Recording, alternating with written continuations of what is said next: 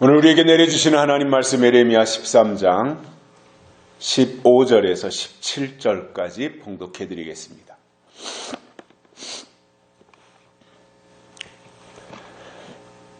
너희는 들을지어다, 귀를 기울일지어다, 교만하지 말지어다. 여호와께서 이같이 말씀하시느니라. 그가 흑암을 일으키시기 전 너희 발이 흑암한 산에 거치기 전 너희 바라는 빛이 사망의 그늘로 변하여 침침한 흑암이 되게 하시기 전에 너희 하나님 여호와께 영광을 돌리라. 너희가 이를 듣지 아니하면 나의 심령이 너희 교만을 인하여 은근히 곡할 것이며 여호와의 양무리가 사로잡힘을 인하여 눈물을 흘려 통곡하리라. 아멘. 그동안도 평안히 건강히 안전히 잘 지내셨습니까? 만나게 되니까 반갑습니다. 하나님 은혜로 저희 부부가 지난 10일 동안 캐나다 여행을 잘 마치고 돌아왔습니다. 캐나다의 인구는 약 4천만 명 정도가 되니까 우리나라보다는 인구수가 적지만 국민소득은 6만 5천 달러로 우리보다 거의 2배 가까이 많은 나라이고 국토 면적이 얼마나 넓은지 한반도의 남북한을 합친 한반도의 약 45배 정도로 크니까 러시아 다음으로 세계에서 두 번째로 큰 나라가 캐나다이고요. 가보니까 아름다운 자연 환경을 가진 그야말로 축복받은 땅이었습니다. 이번 여행을 통해서 극히 일부분만 봤는데도 크기가 어마어마했고 또 프랑스와 영국 그리고 미국의 영향을 받았기 때문에 자유민주주의가 잘 정착된 살기 좋은 나라였습니다. 기도해 주신 모든 분들께 감사를 드리고요. 아직 제가 시차 적응이 안 돼서 불편하지만 빨리 일상으로 돌아가도록 노력하겠습니다. 우리나라 사람들을 보면 외국인들에 비해서 외모에 관심이 참 많습니다. 그리고 외모를 가지고 그 사람을 판단하는 경향이 다분합니다. 그러다 보니 사람에게 잘 보이기 위해서 자기를 또 사람들에게 돋보이게 하기 위해서 또는 과시하기 위해서 자기 몸을 명품으로 치장을 하느라고 엄청난 돈을 쓰고 또 혈안이 되어 있는데 주의 깊게 보면 안에다가 입는 남방이나 티셔츠 또 겉옷은 물론 바지나 신발에 이르기까지 명품이 불티나게 팔리는 것이 우리나라의 현실이라고 합니다.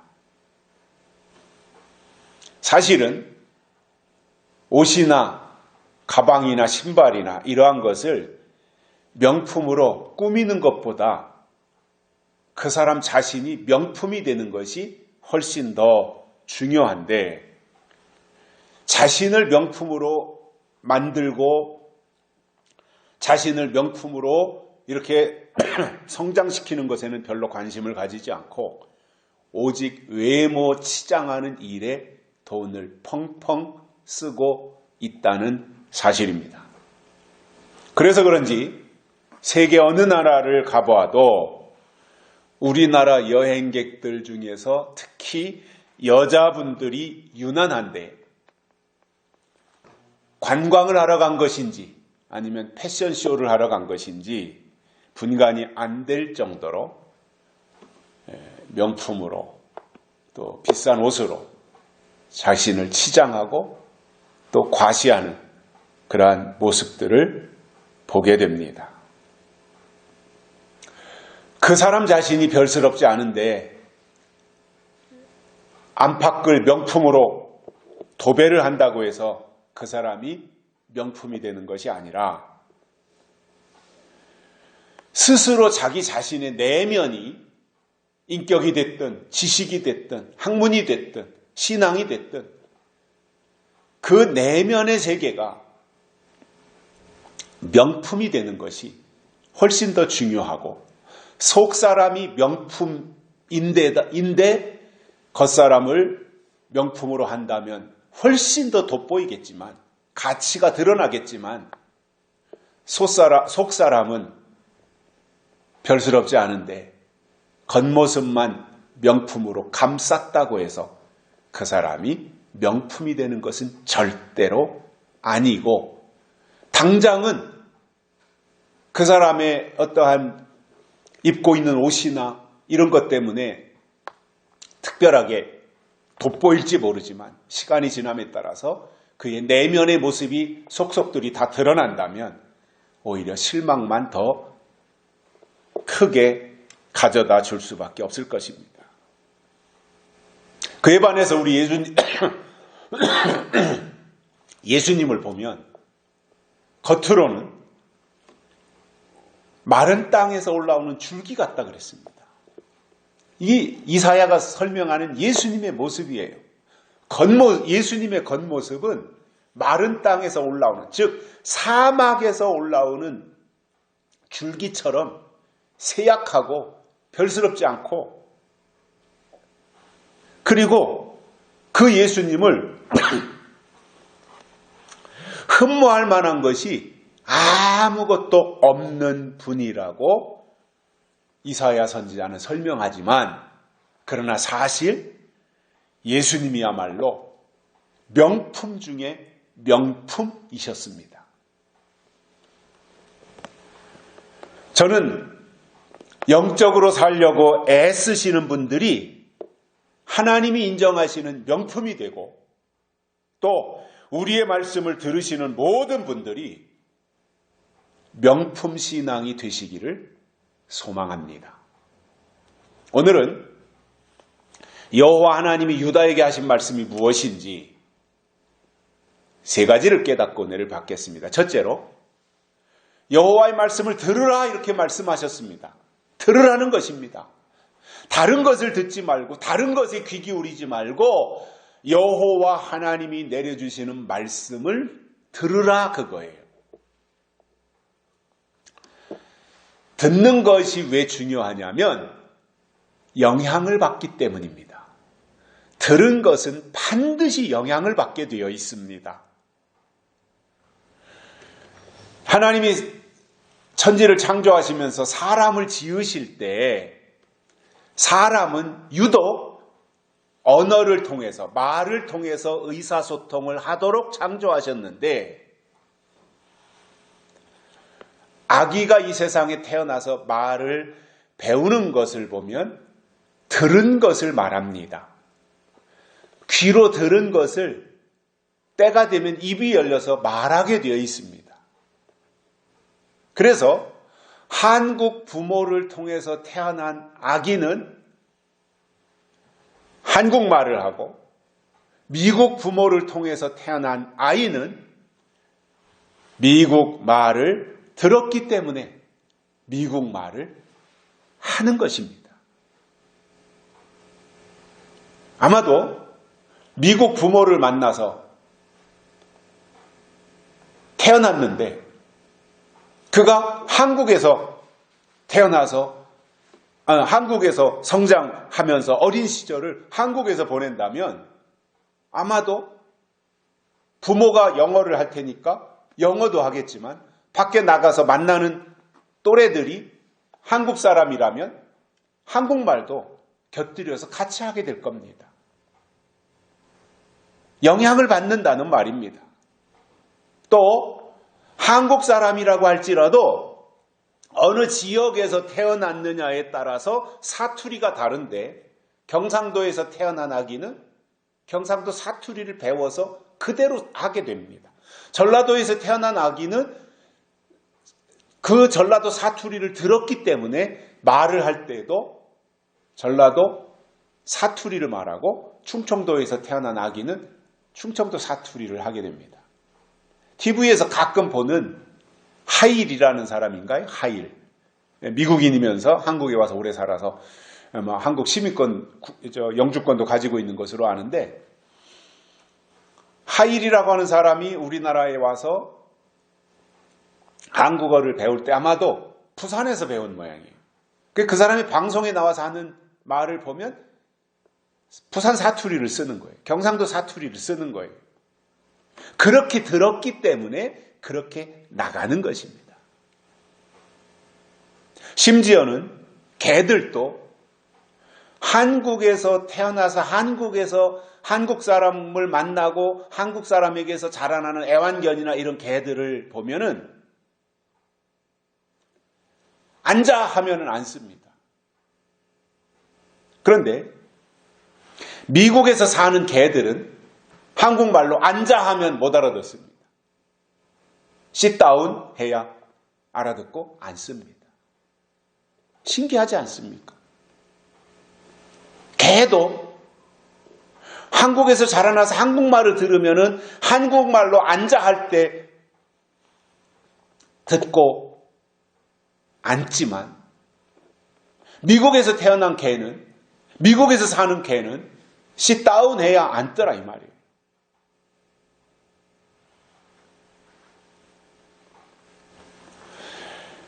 듣는 것이 이렇게 중요한데 신앙의 영역에 있어서도 똑같이 듣는 것을 그대로 말하게 되어 있어서 율법 설교를 계속해서 들으면 그것을 말하게 되어 있고, 하나님이 주시는 약속을 들으면 그는 약속을 말하게 되어 있습니다.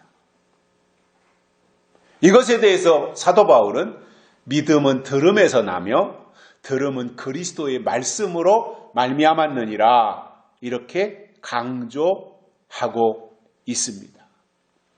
이런 내용에서 우리가 알 수 있는 것처럼 믿음이라고 하는 것은 어느 날 하늘에서 뚝 떨어지는 것이 아니라 하나님과 예수 그리스도에 대한 말씀을 들을 때 비로소 그 속에 믿음이 생긴다 이 말입니다.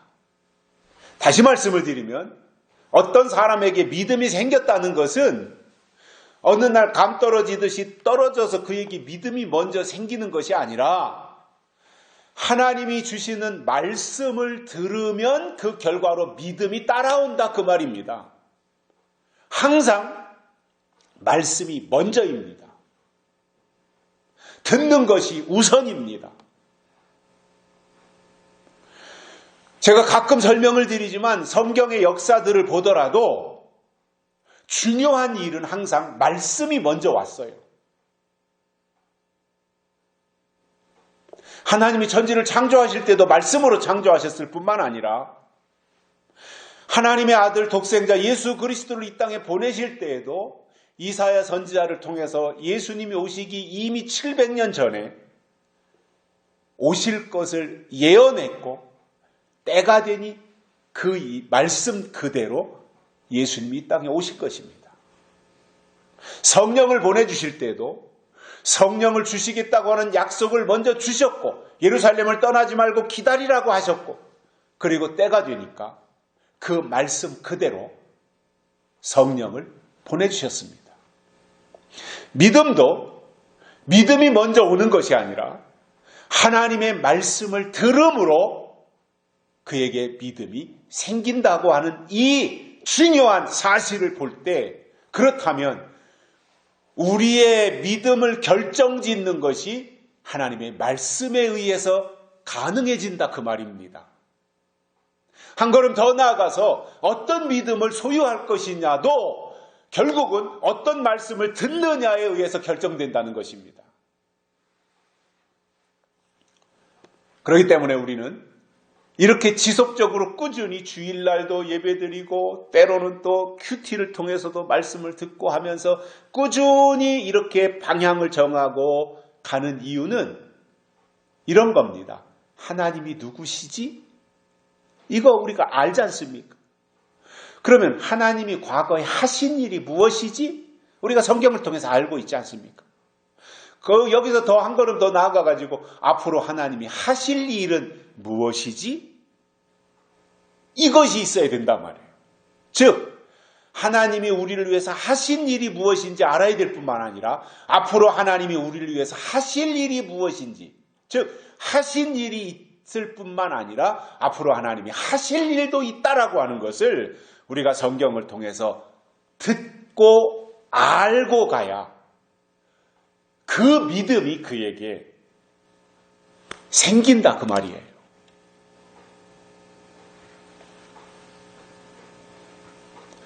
하나님에 대해서, 예수 그리스도에 대해서 아무런 정보가 없는데 그에게 믿음이 생기겠습니까? 말씀은 뒷전이고 어떠한 형식에 치우쳐서 예배 의식이나 행하고 천주교처럼 이렇게 의식화되어가는 이 교회 안에 머무르고 있다 그래서 그것이 믿음이 되는 것이 아니다 그 말입니다. 화석처럼 굳어져가는 전통을 강조하고 역사를 가르치고 하는 것은 필요하고 중요하지만 그러나 거기에만 머무르면 화석처럼 굳어져가는 신앙일 수밖에 없다는 거예요. 생동해야 됩니다. 살아있어야 됩니다. 발전해야 됩니다. 미래지향적이어야 됩니다. 하나님이 우리에게 주시는 예언의 말씀으로 우리의 그 들음이 깨달음이 되어지고 우리의 삶 속에서 하나님이신 믿음으로 발전되어져 나가야 된다는 것입니다. 그런 의미에서 믿음의 전제 조건은 성경을 통해서 주시는 하나님의 말씀을 들음으로 믿음이 나온다 그 말이에요. 오늘 저는 믿음의 정의를 다시 말씀을 드리려고 하는데, 믿음은 허공에다가 대고 믿습니다를 수천 번 남발한다고 해서 그가 믿음이 있는 것 아닙니다. 하나님이 주신 진짜 믿음은 성경을 통해서 하나님의 원대한 계획과 하나님의 구상을 알고 거기에 맞게 행동하는 것입니다. 그러므로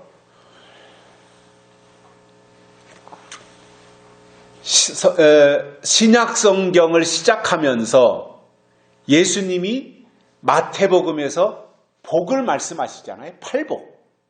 심령이 가난해야 되고 애통해야 되고 이를 위해서 줄이고 목말아야 되고 이러한 팔복에 대해서 말씀을 하면서 그것이 다 복으로 연결되어지는데 신약 성경에서 예수님이 말씀하신 복은 믿음입니다. 그래서 신약을 시작하면서 예수님이 말씀하신 복이 믿음이고, 그리고 신약을 끝내면서 사도 요한이 계시록에서도 이 예언의 말씀을 읽는 자 듣는 자 그 가운데 기록한 걸 지키는 자들에게 복이 있다라고 계시록에서 말씀하셨는데, 계시록에서 강조한 복도 믿음입니다. 믿음이 복이라는 말입니다. 그러므로 성경의 복은 돈벼락을 맞는다는 뜻이 아니라 하나님이 때를 따라 주시는 말씀을 듣고 그 속에 하나님이 위로부터 주시는 믿음이, 또 위로부터 그에게 주시는 은혜가 임하는 그 자체를 성경은 복이라고 말씀하시는 거예요. 여러분, 우리가 계시록을 꾸준히 들어야 되는 이유가 있습니다. 저는 많이 느끼는 사람입니다. 왜냐하면 저는 교회 안에서도 그동안 다양한 사람들을 많이 만난 사람이지 않습니까, 제가. 그런 가운데서 제가 생각하면서, 신앙을 유지한다고 하는 것은, 재림신앙을 유지한다고 하는 것은 결국은 요한계시록의 설교를 꾸준하게 들어야 되는구나. 이렇게 생각을 하게 되는데, 그 이유가 뭐냐면 계시록을 꾸준히 듣지 않으면 잊어버려요. 사람은 망각의 동물이에요. 특히 어렸을 때 초등학교 다닐 때 들은 것은 거의 다 기억하지만 나이가 들어서 들은 것은 금세 잊어버려요. 까마득하게 잊어버려요. 내가 언제 이런 얘기를 들었었나 할 정도로 새카맣게 까먹을 때도 있어요. 전혀 생각이 안 날 때도 있어요. 그렇기 때문에 반복해서 계속 듣고 그 말씀의 맥을 유지하면서 방향을 정하고 그 통로로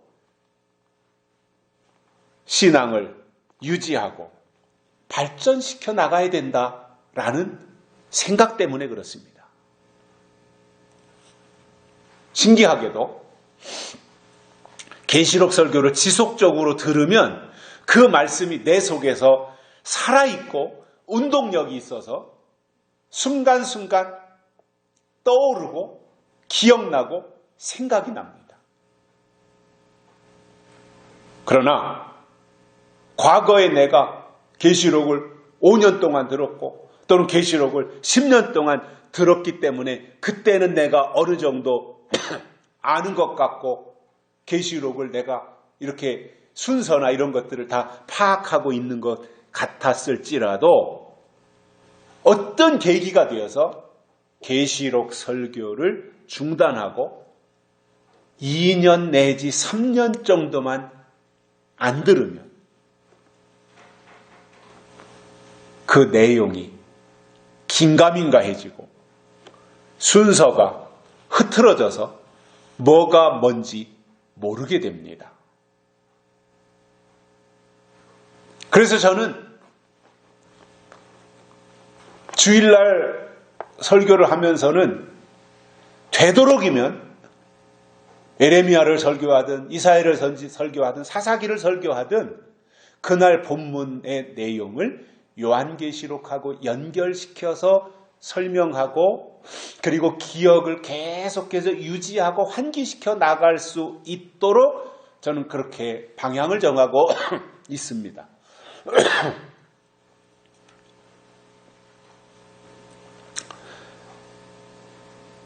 어렵게 들었고 어렵게 여기까지 왔는데 잊어버리면 안 되지 않아요. 우리가 끝까지 이 내용들, 특히 계시록의 내용들을 우리 마음속에 간직하고 가야 되지 않겠습니까? 저는 그렇게 생각합니다. 다른 것은 좀 부족하더라도 하나님이 우리에게 주신 약속에 대해서만큼은 철저하게 깨닫고 간직하고 가야 되지 않겠는가? 그 생각을 저는 자주 하고 있습니다. 잊어버리지 말자 이겁니다. 기억하고 살자 이겁니다. 이번에 캐나다 여행에서 가이드를 하신 분이 한국에서 태어나서 중고등학교, 대학까지 한국에서 마치고 군대 생활까지 한국에서 다 하고 그리고 대기업에 다니다가 캐나다로 가신 직장 때문에 캐나다로 간 것인지 아니면은 캐나다로 이민을 간 것인지 그 부분에 대해서는 제가 확실치 않습니다만은 그렇게 그런 분이 이제 저희들을 인솔을 다 했습니다. 가이드를 했습니다. 그 한 20년 정도를 캐나다에서 살면서 캐나다에서 태어난 한국인 여성과 결혼을 하고 자식들을 낳고 살다 보니까 한국어를 쓸 기회가 거의 없다는 겁니다. 또한 그동안 코로나로 인해서 해외여행이 중단되다 보니까 더더군다나 한국인들을 접할 수 있는 기회가 거의 없다 보니까 주로 이제 캐나다인들, 영어를 주로 쓰는 그러한 사람들을 만나다 보니 언어라는 것이 사용을 안 하면 또 잊어버리잖아요. 그러다가 이번에 우리와 만나서 모처럼 이제 다시 가이드 일을 시작을 한 건데, 이런저런 캐나다에 대한 설명을 이제 계속 버스 타고 이동하면서 하는데, 처음에는 한국말로 설명하는 것이 어휘나 단어가 잘 생각이 나지 않아서 버벅거리는 것을 봤습니다. 그렇게 한 20대, 30대까지 한국에서 살던 사람이 미국에 가서 한 20년 영어권에서 영어를 사용하며 살다 보니까 한국어를 쓸 기회가 없어서 한국어가 모국어인데도 불구하고 그것을, 단어를, 어휘를 잊어버리게 되더라는 거예요.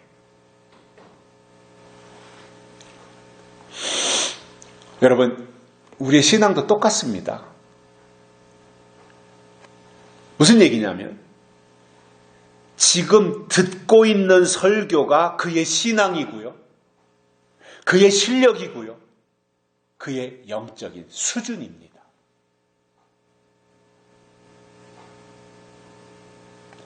그래서 성경을 근거로 하나님의 약속이 포함되어진 설교를 꾸준히 들으면 그는 하나님이 보실 때 좋은 믿음을 소유할 수 있지만, 예화 설교나 날마다 듣고 기복적인 설교를 계속해서 듣고 있다면 그런 신앙은 절대로 성장할 수 없습니다. 우리의 믿음을 인정하시는 분은 오직 하나님이시기 때문에 하나님 보실 때 어떨지를 생각을 해야지, 자기 입장에서 나는 지금 주일 성수 잘하고 있고 11조 생활 잘하고 있으니 나는 믿음, 내 속에 있는 것은 믿음이다, 이렇게 생각한다면 착각일 수 있습니다. 어떤 사람이 예수님에게 이렇게 말했습니다. 예수님, 내가 주의 이름으로 선지자 노릇하고 주의 이름으로 귀신을 쫓고 주의 이름으로 많은 권능을 행했습니다. 예수님, 알고 계시지요? 이렇게 예수님에게 자기를 과시하듯이 자랑 삼아 말했습니다. 그랬더니 예수님이 하신 말씀이, 그랬어? 언제 그랬어? 나는 모르겠는데. 내가 너를 모르는 것을 보니 너는 내 뜻대로 안 했구나, 내 법대로 하지 않았구나. 네가 주의 이름으로 했다고 하지만 그것은 명분이었고, 주의 이름으로 했다면 주님의 뜻대로 해야 되는데 말로는 주의 이름으로 한다고 하면서 네 뜻대로 한 것이 아니냐. 이 불법을 행한 자들아, 내게서 떠나가라, 이렇게 말씀하셨습니다.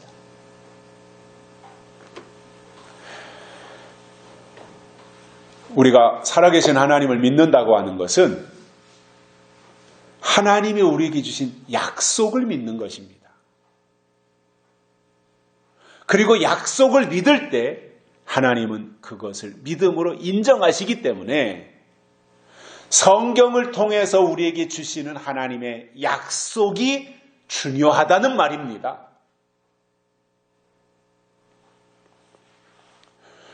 우리가 성경을 통해서 많은 약속들을 봅니다. 수많은 약속들, 약 32,500가지나 되는 약속들이 성경에 기록이 되어 있는데 그 모든 약속들은 거의 다 이루어졌습니다.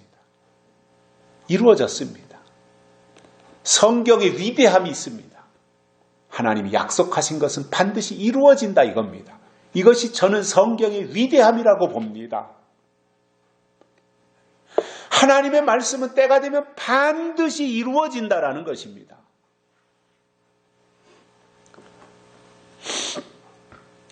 그 대표적인 것들이 구약시대의 약속은 예수님의 초림이었습니다.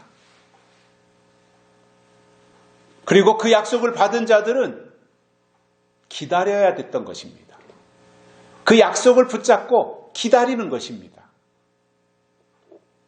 자, 그러면 지금 시점에서 하나님이 주신 약속은 다시 오실 예수님을 믿고 기다리는 것인데, 이것에 대해서 설명하는 책이 요한계시록이고, 그 말씀 속에서 하나님이 주신 믿음이 나온다는 말이에요.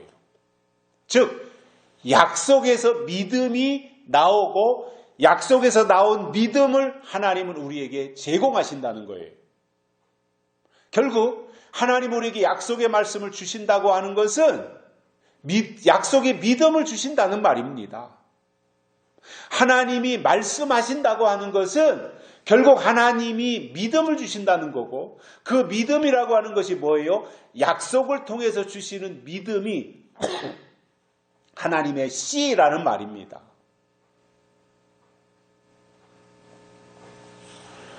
그러므로 하나님이 위로부터 때를 따라 주시는 말씀을 귀담아 잘 들어야 믿음이 생기고,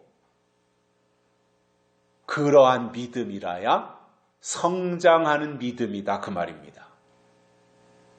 그래서 듣는 것이 중요하다는 거지요. 두 번째로는 교만하지 말라입니다. 유다에게 하신 말씀입니다. 교만하지 말아라. 지혜의 왕이었던 솔로몬은 잠언에서 교만은 패망의 선봉이요 거만한 마음은 넘어짐의 앞잡이니라, 이렇게 말씀했습니다. 하나님이 가장 싫어하는 것 중에 하나가 교만이고요. 하나님은 겸손한 자에게 은혜를 주시지만 교만한 자는 물리치시고 심판하시겠다, 이렇게 말씀하셨습니다. 이것을 단정적으로 보여주는 사건이 바벨탑이라고 저는 봅니다. 바벨탑. 그것은 하나님을 향한 도전이었고 교만의 극치였으며, 하나님이 그들의 교만을 깨부시기 위해서 언어를 혼잡하게 하시고 그들을 사방팔방으로 뿔뿔이 흩어놓으셨던 것입니다. 그뿐 아니라 사울이 교만해지니까 하나님이 그를 왕 삼으신 것을 후회하시고 다윗을 왕으로 삼으셨습니다.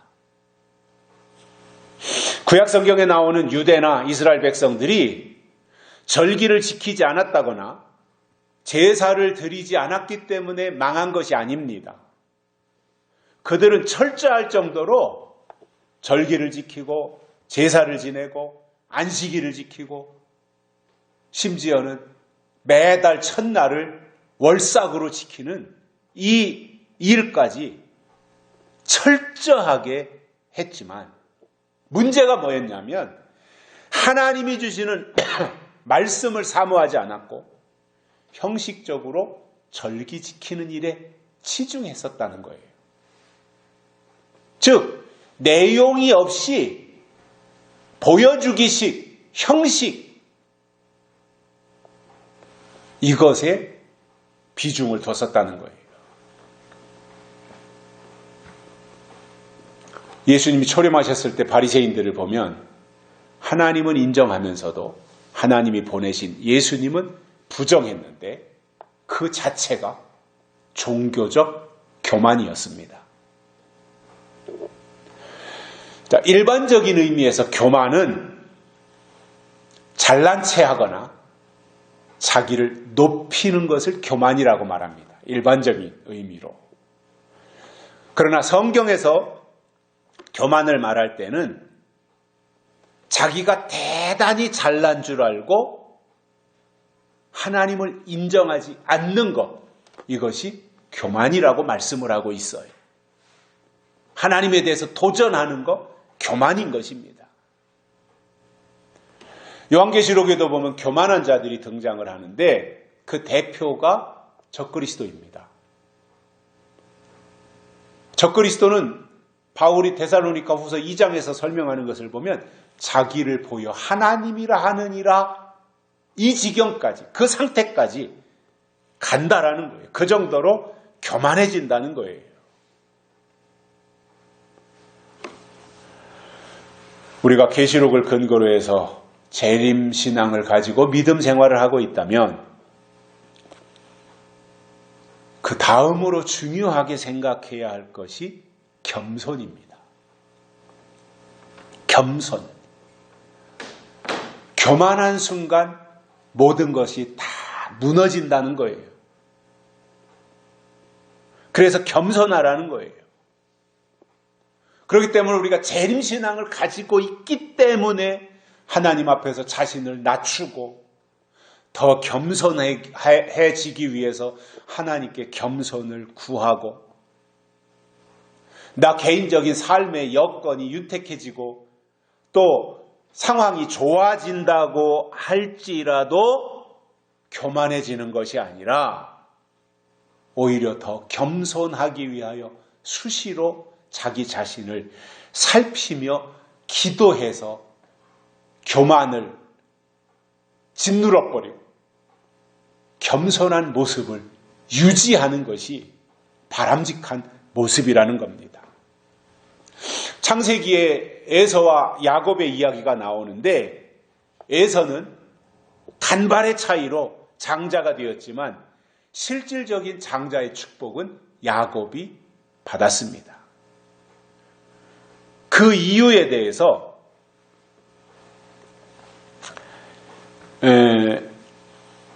그 오바댜 선지자가 말한 것을 보면 오바댜서에서 에서와 야곱에 대해서 설명을 간단히 하는 것이 오바댜 선지자에 나오는데 그 이유가 이렇게 나옵니다. 에서는 자만하고 교만했기 때문이다. 이렇게 말씀하고 있습니다. 결국 구약시대에 족장시대에 장자권을 뺏긴다고 하는 것은 다 잃은 것입니다.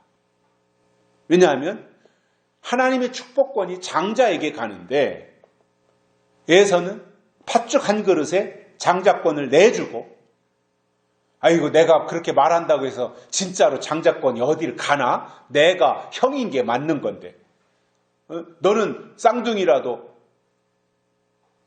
동생인데 내가 배고파서 팥죽 한 그릇에 장자권을 넘겨주겠다고 말했다고 해서 그대로 되겠나? 이렇게 소홀히 생각했는데 실제로 장자권이 에서에게서 야곱으로 넘어갔던 것입니다.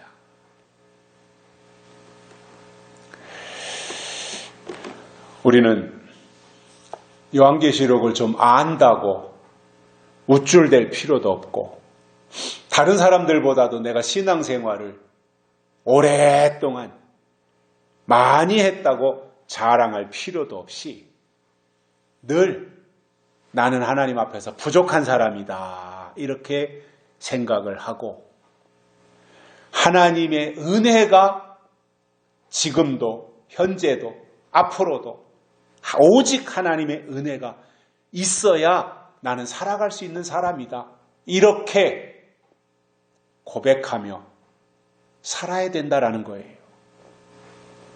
왜냐하면 이 교만이라고 하는 괴물은요 방심하는 순간 어느 한순간에 삽시간에 뚫고 들어와서 또아리를 틀고 나의 내면을 다 장악해버리는 거예요. 그렇기 때문에 늘 자신을 낮추고 하나님 앞에서 그리고 겸손한 가운데서 하나님의 은혜를 구하며 사는 이 모습이 정말 계시록을 통해서 재림신앙을 가진 사람들의 모습이라고 봅니다. 물론 사람들이 볼 때 답답해 보일 수 있어요. 무능해 보일 수 있어요. 그러나 하나님은 그걸 원하시는 거예요. 기독교 역사에서 놀라운 사건이 있는데 그게 뭐냐면 하나님은 똑똑하고 잘나고 학벌 좋은 사람을 쓰신 적이 없답니다. 다 부족한 사람을 들어서 하나님의 도구로 쓰셨다는 사실입니다. 하나님은 교만한 사람 절대 안 쓰십니다. 그런데 안타깝게도 계시록이 들어가면 자기도 모르는 사이에 교만이 뚫고 들어갑니다. 교만이 침투해 들어갑니다. 그런데 교만이라고 하는 놈은 신기하게도 자기가 교만한 줄 모르게 만드는 거예요. 그래서 교만한 사람은 절대로 자기가 교만한 줄 모릅니다. 그런데 하는 것을 보면 교만에 터집니다. 그러한 부분들에 대해서 조절을 잘 해서 한순간도 내가 교만하지 않기 위해서 하나님 앞에 하나님 나가 교만하지 않도록 교만한 부분을 깎아내 주시고 겸손으로 길들여 주시고 온유함으로 살아가게 해달라고 하는 이러한 기도하는 것도 필요할 것입니다. 그래서 우리는 어떠한 경우도 겸손하게 사는 것이 가장 아름다운 거예요.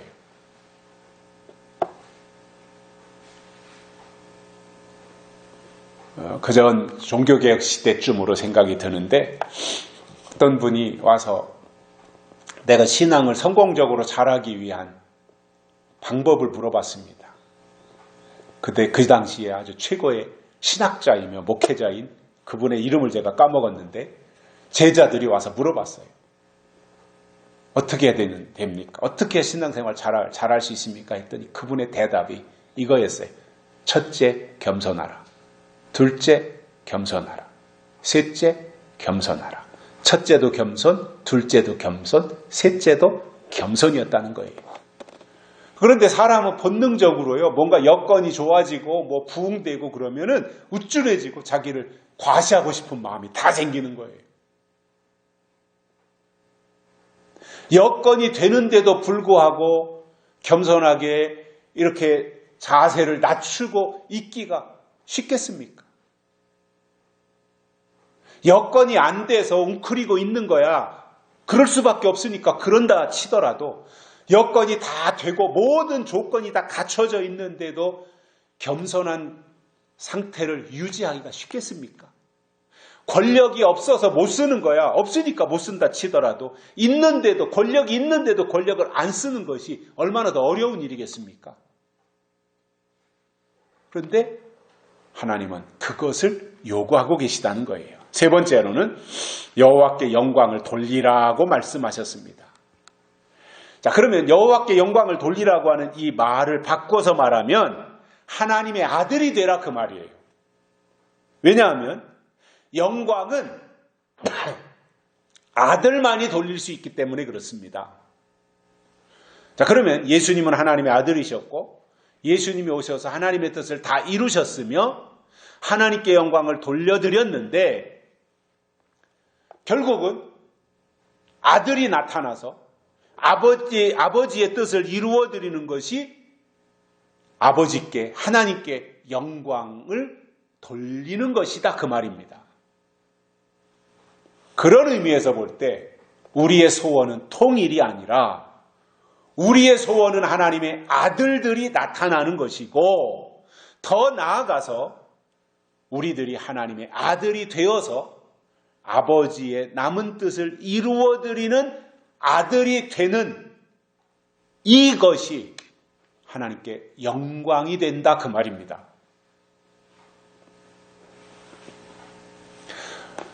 바울은 고린도서에서 너희가 먹든지 마시든지 무엇을 하든지 다 하나님의 영광을 위해서 하라 이렇게 말씀했습니다. 그리고 영광을 위해서 하라. 영광 이것이 말로만 하나님 오늘도 영광 받으소서 하나님 홀로 영광 받으소서 물론 그 자체로도 말로 하는 것이니까 어느 정도 영광이 되겠지만 그러나 진짜 본질적으로 하나님께 영광을 돌리는 것은 하나님의 아들 되는 것 그 이상의 영광이 없다는 거예요.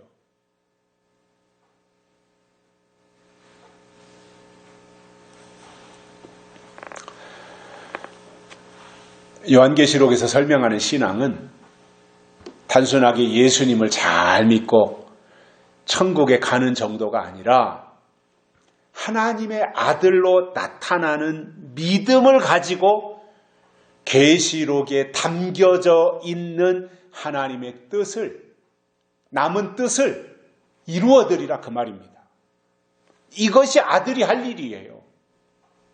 아들은 아버지의 남은 일을 이루어드리는 거예요. 아들은 아버지의 뜻을 이루어드리는 거예요. 그렇기 때문에 말로만 하나님의 아들 되겠습니다, 이것이 아니라 하나님의 남은 뜻이 무엇인지 알아야 되고 하나님의 남은 일이 무엇인지 알아야 되며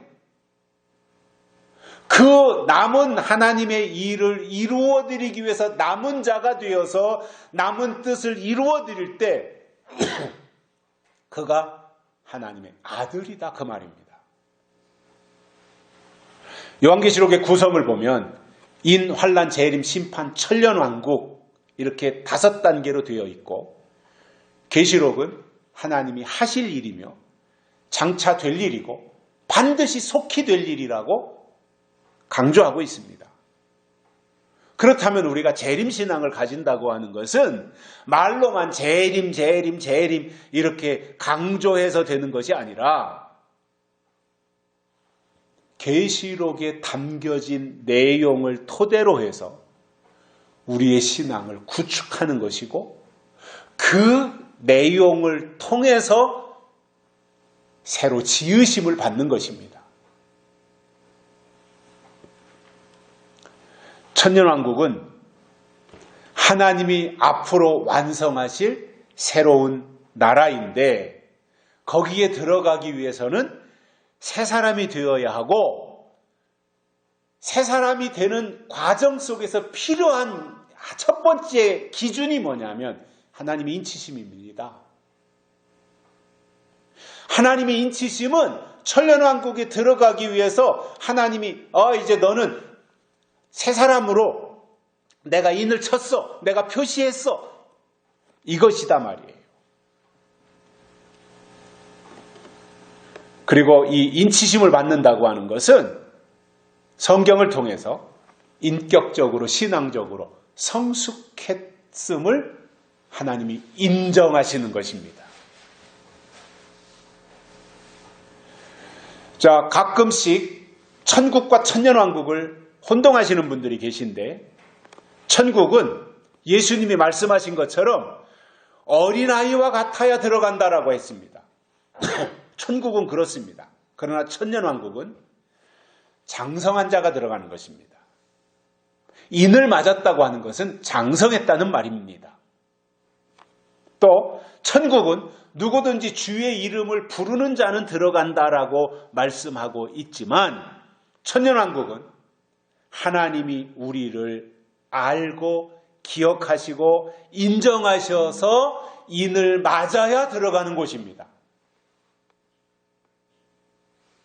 그래서 천년왕국에 들어가는 열쇠는 하나님의 인이고 그것에 대해서 계시록에서 반복해서 강조하고 있다고 하는 것을 우리는 기억하면서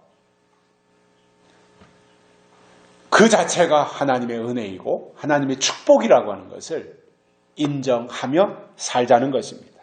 그러면 에레미야 선지자가 이렇게 오늘 3가지를 말씀을 하셨는데 이러한 일을 교만하지 말아야 되고 하나님의 말씀을 들어야 되고 그리고 하나님께 영광을 돌려드려야 되는 이러한 일을 언제 해야 되느냐 이거예요. 언제?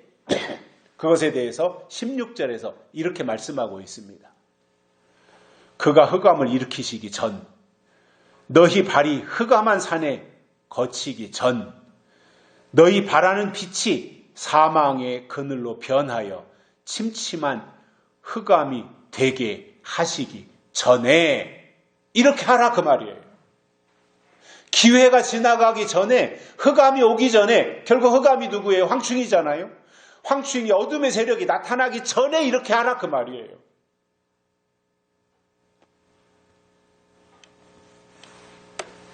하나님이 이렇게까지 간곡하게 말씀하셨는데 이것을 듣지 않으면 어떻게 하신다는 거예요? 17절에 보시면 이렇게 말씀하고 있습니다. 너희가 이를 듣지 아니하면 나의 심령이 너희 교만을 인하여 은근히 곡할 것이며 여호와의 양 무리가 사로잡힘을 인하여 눈물을 흘려 통곡하리라. 하나님이 이렇게 심판하시겠다는 거예요. 결국 유다에게 하신 이 말씀은 오늘 우리에게 주시는 말씀이고, 이 내용 자체가 우리가 반드시 지켜야 될 내용이라는 것입니다. 그러면 여러분, 우리가 하나님의 사람이라고 하는 증거는 하나님이 하신 말씀을 기억하고 지키는 것이지, 하나님이 주신 말씀을 기억하고 지키는 것이지, 말로는 하나님을 말하면서 하나님이 주신 것이 그에게 아무것도 없고 때를 따라 내려주시는 말씀이 그에게 전혀 찌끄러기조차도 없다면 그는 하나님의 사람이 아니라는 말입니다.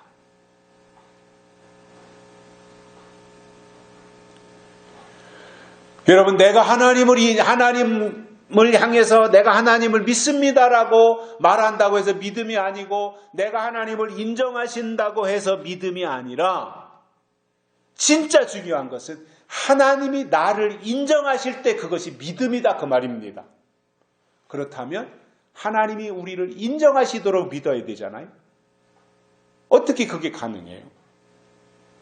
하나님의 뜻이 무엇인지, 하나님의 계획이 무엇인지, 하나님의 섭리가 무엇인지, 하나님이 하실 일이 무엇인지, 이것을 알면 하나님은 그들을 향해서 기대와 관심을 가지고 주목하신다는 거예요. 결론으로 우리는 언제나 하나님 편에서 하나님이 때를 따라 내려주시는 말씀을 듣고 교만하지 말며 하나님께 영광을 돌려드리고 앞장서서 하나님을 가장 기쁘시게 해드리는 종들이 되시기를 주의 이름으로 축복합니다. 살아계신 하나님, 감사합니다. 오늘 또 우리를 불러주시고 하나님이 유다 백성들에게 하신 말씀을 통해서 오늘 이 시대에 우리들에게 주시는 하나님의 마음을 깨달았으니 이 말씀 그대로 우리가 기억하고 간직하면서 하나님의 뜻대로 살아가는 저희들 되게 해주시고 하나님을 기쁘시게 해드릴 수 있는 믿음의 동역자들이 되도록 은혜를 베풀어 주옵소서. 다시 오실 예수님의 이름으로 간절히 기도드리옵나이다. 아멘. 찬송가 379장 부르시면서 헌금 드리시겠습니다.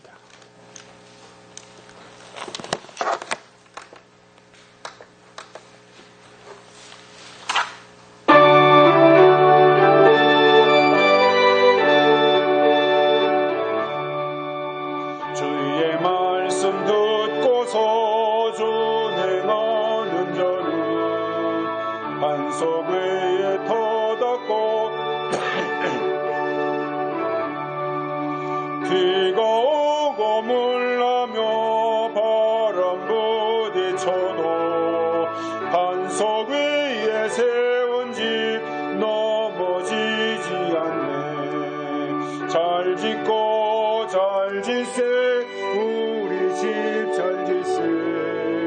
만세 반석 위에